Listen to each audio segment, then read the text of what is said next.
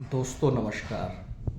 भारत में ऐसी ऐसी अनोखी चीज़ें हैं जिसकी यदि भारत मार्केटिंग कर दे तो विश्व स्तर पर हमारे यहाँ जो भी उत्पाद होते हैं उसकी एक अलग वैल्यू बढ़ जाएगी। यानी उसमें वैल्यू एडिशन, मार्केटिंग क्या करता है, आपके उत्पादों में वैल्यू एडिशन करता है। लेकिन भारत को अपने ही उत्पादों की वैल्यू एडिशन करना नहीं आता, यानी मार्केटिंग करने नहीं आती। जैसे फॉर एग्जांपल यदि आप बेसिक डोमेन में देखें तो हमारे यहाँ सोन पापड़ी काफ़ी फेमस हुआ करती थी। तो जब एक्सपोर्ट रिजीम में जब भी हम एंट्री करते हैं, वहाँ जो भी हाइजीन या उससे रिलेटेड जो भी चीज़ें, उसको कोडेक्स एलिमेंट्रीज कमीशन देखता है, चाहे वो मसाले हों या जो भी उत्पाद हों, वट एवर एल्स। तो विदेशी क्या करते हैं या यूरोपियन कंट्रीज क्या करती है कभी कभार कि भारतीय उत्पादों में इतनी कमियां निकालने लगती है।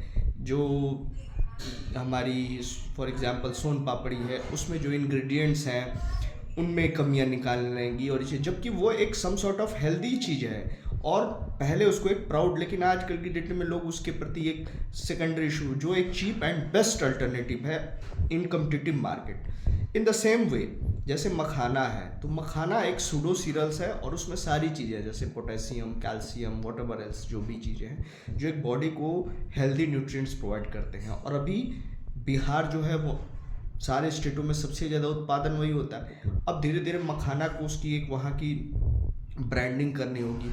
अब क्या करेंगे, जो फॉरेन कंट्रीज़ है उसमें कमियां कि इसमें इस तरीके की कमियां पाएगी, इसमें न्यूट्रिएंट्स उतने नहीं हैं, ये प्रोडक्ट वो प्रोडक्ट। तो सारी चीज़ों को एक जब तक आप ब्रांडिंग करके नहीं बेचेंगे और अपनी ही चीज़ों पे बिलीव नहीं करेंगे, तो इन कम्पिटिटिव मार्केट आप कहीं ना कहीं एक एग्जैक्ट इम्पोर्टर बन के रह जाएंगे, वरन की एक एक्सपोर्टर। और हमारा ट्रेड डेफिसिट बढ़ता जाएगा, और जब भी ट्रेड डेफिसिट बढ़ेगा तो वो कंट्री के फिस्कल इम्बैलेंस को, पूरा जो फिस्कल कैपेसिटी उसको ख़राब कर देगा।